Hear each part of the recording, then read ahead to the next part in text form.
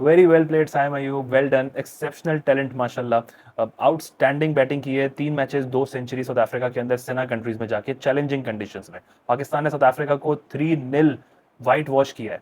आज से एक हफ्ता 10 दिन पहले हम शायद ये एक्सपेक्ट भी नहीं कर रहे थे कि यार अफ्रीका में जाके सीरीज जीतेंगे, बट अब हिस्ट्री की पहली टीम बन गए हैं जिन्होंने अफ्रीका को अफ्रीका में जाके व्हाइट वॉश किया है। 3-0 सीरीज जीती है, मजाक नहीं है। हर डिपार्टमेंट में डोमिनेट किया है। सेकंड और थर्ड मैच तो वन साइडेड जीते हैं। ऑलमोस्ट इनकी फुल स्ट्रेंथ खेल रही थी। सेकंड मैच के अंदर थोड़ी बहुत चेंजेस थी, बट मोस्टली इनकी फुल स्ट्रेंथ बैटिंग में तो थी ही थी। तो ओवरऑल ऑलराउंड परफॉर्मेंस दी है। आउटस्टैंडिंग कैप्टनसी थी रिजवान की। वो तो 10 on 10 चल रहे हैं कैप्टन। तीन तीन सीरीज तीनों जीते हैं, और out of 9 7 ODI matches Pakistan जीत चुका है अब तक 2 महीने में, एक 1.5 महीने के अंदर अंदर 2 महीने में। सो very well done Pakistan, very well played. बात अब करते हैं सबसे पहले द ग्रेट साइम अयूब की। पर्सनल लेवल पे खुशी हो रही है उनके लिए, दिल से दुआएं निकल रही हैं, क्योंकि डे वन से मेरी तो ख्वाहिश थी कि भाई वो टीम में खेले, हर फॉर्मेट में खेले। बड़ा प्लेयर है, and trust me Pakistan cricket team का इस वक्त बेस्ट बैटर एक 22 साल का लड़का साइम अयूब है। आउटस्टैंडिंग यार, उसके लिए खुशी भी निकल रही है, क्योंकि कई लोगों ने उसको गालियां भी दी थी, तनकीद भी की थी कि वो परफॉर्म नहीं कर रहा, पीएसएल मर्चेंट फलाना, लेकिन डे वन से जो है ना, मैं तो उसको सपोर्ट ही कर रहा था कि भाई साइम अयूब बड़ा टैलेंट है, उसकी टीम में हर फॉर्मेट के अंदर जगह बनती है, हर तरफ शॉट खेलना जानता है। और अब आप देखें, लास्ट 6 ओडीआई इनिंग्स में 3 सेंचुरीज हैं साइम अयूब की। 2 अफ्रीका के अंदर है, मजाक नहीं है, 2 अफ्रीका के अंदर 2 सेंचुरीज करना। फिर एक जिम्बाब्वे में है। ऑस्ट्रेलिया के साथ भी जब इसने खेला ओडीआई, तो ऑस्ट्रेलिया के अगेंस्ट जितवाने में बड़ा अहम रोल प्ले किया है। सो साइम अयूब, उसके पास हर चीज़ है। इम्पैक्ट खेलना जानता है, एक्सेलरेट करना जानता है, उसकी गेम अवेयरनेस टॉप नॉच है। वो एक बड़ी सेंसिबल इनिंग्स खेलता है, रुक कर स्टार्ट अच्छा लेता है, फिर वो एक्सेलरेट करता है। ये नहीं कि स्लो खेला तो स्लो ही खेलता रहेगा, नहीं, फिर एक्सेलरेट करेगा। सबसे इंपॉर्टेंट पार्ट ये होता है। तो वेरी वेल डन साइम। और वे बॉलिंग भी कर रहे हैं, भाई साहब ने बॉलिंग भी कोई कसर नहीं छोड़ी हुई। जब दिन अच्छा होता है बॉलिंग भी अच्छी आना शुरू कर देते हैं। सो ओवरऑल जितनी तालियां बजाएं या जितना उसके लिए अप्रिशिएट करें वो कम है। So well done Saim. आपको पता नहीं है आप कितने बड़े एसेट बन गए हो पाकिस्तान टीम के लिए, हर फॉर्मेट के अंदर। हमें हर फॉर्मेट में साइम चाहिए है, हमेशा चाहिए है। अभी सिर्फ 22 का है, अभी भी बहुत कुछ सीखेगा। साइम की सबसे अच्छी बात है, अगर वो टिक गया ना एक दफा, 20-25 रन बना लिए, उसके बाद वो अगर आउट होगा तो अपनी गलती से होगा, अपने भंड से होगा। अगला कोई उसको इतनी अच्छी बॉल डाल के आउट करे तो अलग बात है, वरना एक दफा उसे 20-25 बना लिया तो फिर सबसे अच्छी बात है उसकी कन्वर्जन रेट कितना अच्छा है। 50 कर लिया, 100 पे जाता है, 100 की भूख है, 100 पहुंचूंगा, और लेस देन रन बॉल आज तो किया उसने। तो well done Saim, outstanding, exceptional talent है माशाल्लाह। अल्लाह आपको और कामयाब करे। अब आते हैं भाई, अब्दुल्ला शफीक क्या हो गया है भाई।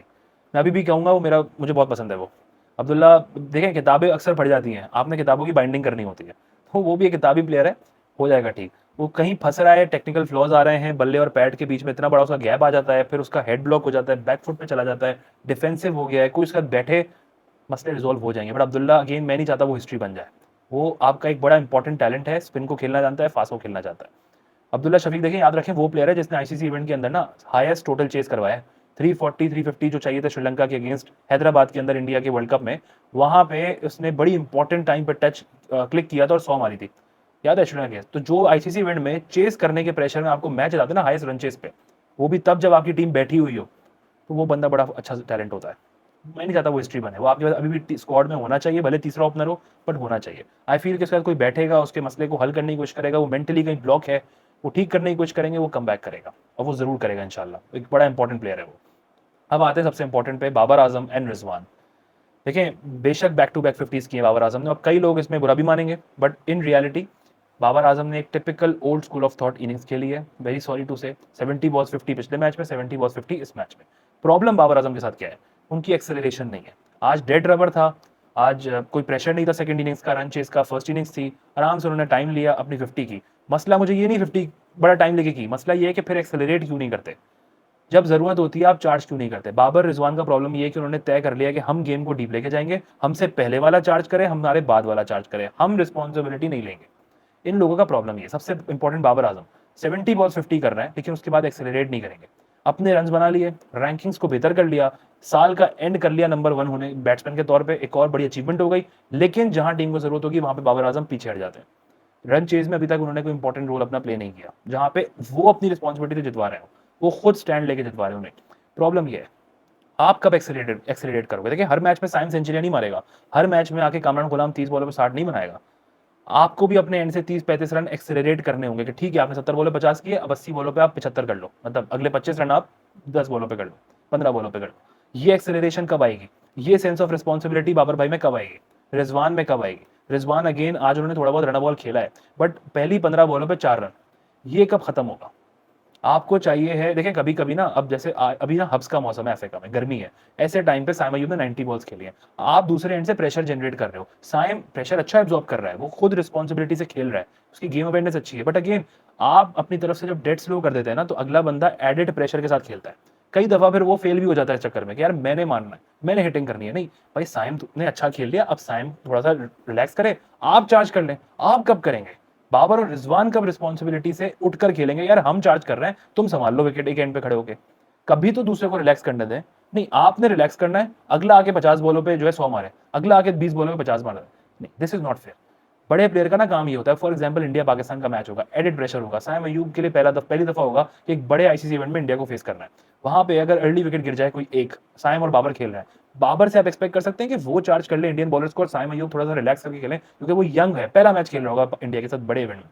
नहीं, वहां पे क्या होगा, बाबर आजम टाइम लेंगे जी, बाबर बड़ा है, वो विकेट संभाल रहा है, साइम अयूब चांस लेता है। You need your senior players at this time, आपको ऐसे मोमेंट पे अपने सीनियर प्लेयर्स की जरूरत होती है कि वो उठकर खड़े हों, वो दूसरे एंड से चार्ज करें, वो अपने साथ यंगस्टर को खिलाएं, बट आपके बाबर रिजवान से भी एक्सपेक्ट नहीं कर सकते। अब आते हैं तैयब ताहिर एंड कामरान गुलाम, क्यों कर रहे हैं उनके साथ ज्यादती? देखिए हम सीरीज जीत गए, हमने व्हाइट वॉश कर दिया, बट हम ये सब चीजें इग्नोर नहीं कर सकते, ये जो है ना हमें बड़े मैचेस में ना ले डूब जाए। ऑनेस्टली आप खुद सोचें, Kamran Ghulam at number 5, it's a criminal act, number 5 number 6 पे खेल रहा है वो, एक मैच में उसने तेज खेल दिया, हर मैच में नहीं खेलेगा, उसका रोल है 1 डाउन 2 डाउन खेलना, वो इनिंग्स को कैरी करता है। अच्छा, उसमें एक सलाहियत है बाबर से ज्यादा, वो कैरी करेगा ना तो वो आगे जाके एक्सेलरेट करेगा, वो छक्के चौके मारने की सलाहियत रखता है, वंस वो सेट हो जाए।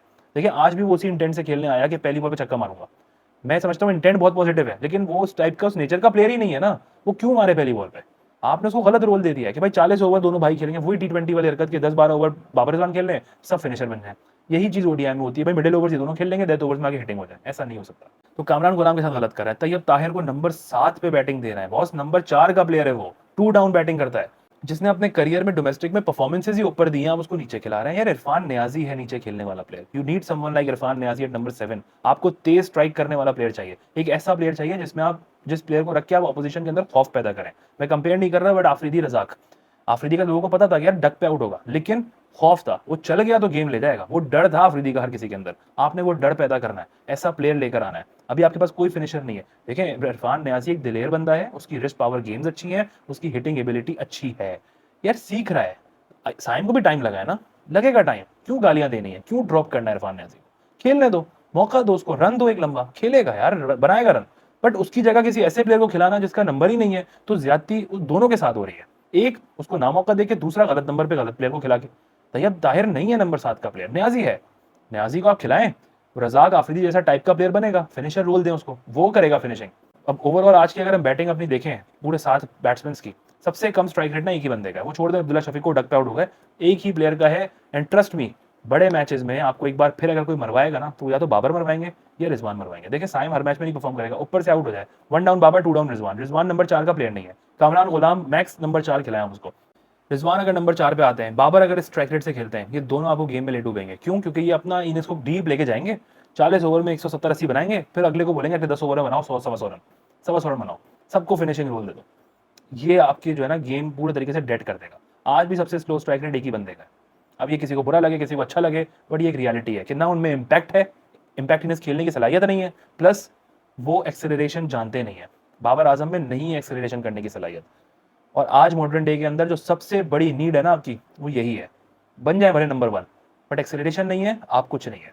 अब आते हैं बॉलिंग के ऊपर, वेरी हैप्पी टू सी शाहीन शाह अफरीदी, वो ऑलमोस्ट 145 पे क्लिक कर रहा है, 144 पॉइंट समथिंग उन्होंने आज बॉलिंग की है, 145, इट्स वेरी इंप्रेसिव। मतलब अभी कुछ टाइम पहले तक ही वाज 133 134, बट अब 135 विकेट्स ले रहा है। अच्छी बात शाहीन की क्या हो रही है, पहले ये थी कि वो जो है ना नए बॉल्स अच्छी कर रहे थे, बट अब मिडिल ओवर्स में आके विकेट निकाल रहे हैं राइट टाइम पे, और उसका क्रेडिट मैं रिजवान को भी दूंगा, वो बड़ा अच्छा बॉलर को यूटिलाइज कर रहा है, एंड तक नहीं बचा रहा है। आपको याद होगा बाबर होते थे भाई मैं 45 ओवर दूंगा शाहीन को, बीच में ओवर दे रहा है। आपको याद होगा 2017 के अंदर चैंपियंस ट्रॉफी के दौरान एक कमेंट्री थी नासिर हुसैन की, unit of wicket call Hasan Ali, बिल्कुल वही काम हो रहा है, unit of wicket call Shaheen Shah Afridi. Middle overs में कैप्टन को पता होता है मैंने कब अपने विकेट टेकिंग ऑप्शन को लेकर आना है, शाहीन वो ऑप्शन है। रिजवान बहुत अच्छा यूटिलाइज कर रहा है अपने बॉल को। देखिए वही बात है, रिजवान की कैप्टन बैटिंग नंबर, उनकी नीयतें, यंगस्टर्स को साइड लाइन करना, उस पर मैं बड़ा तनकीद करता हूँ, लेकिन जो चीज़ अच्छी है उसकी तारीफ बनती है।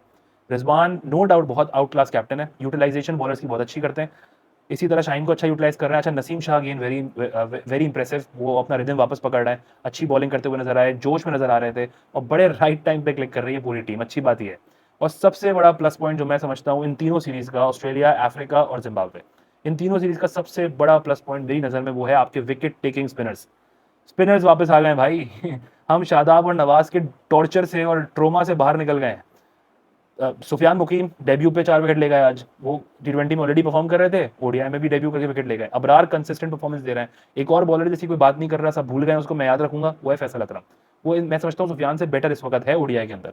फैसल अकरम, उसको सब भूल गए, उसने भी परफॉर्मेंस अच्छी दी है। मेहरान मुमताज पीछे बैठा हुआ। एनीवेज, आपके पास विकेट टेकिंग स्पिनर्स आ गए, तो ये बहुत बड़ा प्लस पॉइंट है इस पूरी सीरीज का, क्योंकि आपके पास सबसे प्रॉब्लम ये थी कि अगर पेसर से विकेट नहीं मिल रही तो स्पिनर को ले आए, वो विकेट निकाल ले। तो पहले फुल टॉसर थे, लेफ्ट आर्म स्ट्रेट नवाज, उनसे हट के हम जरा सुफियान मुकीम और अबरार पे आ गए। सुफियान मुकीम ने आज पहले 2 ओवर में 26 रन दिए डेब्यू के अंदर, थोड़ा प्रेशर में थे, बट अपना रिदम पकड़ लिया उन्होंने। जब रिदम पकड़ा तो अगले 6 ओवर में 26 रन देकर 3 आउट किए।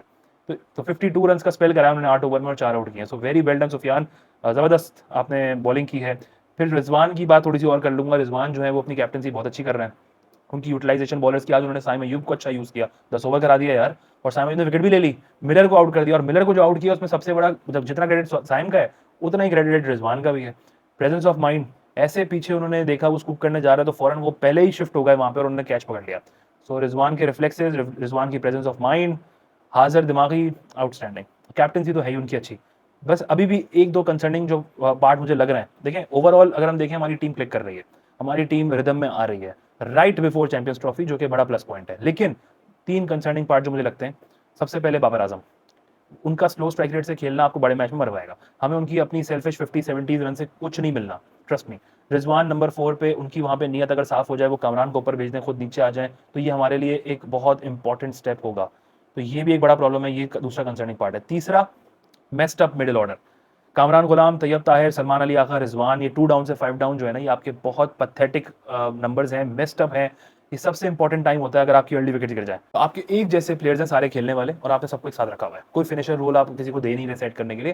तो ये अगेन बहुत इंपॉर्टेंट है समझना कि ये आपका कंसर्निंग पार्ट रहेगा।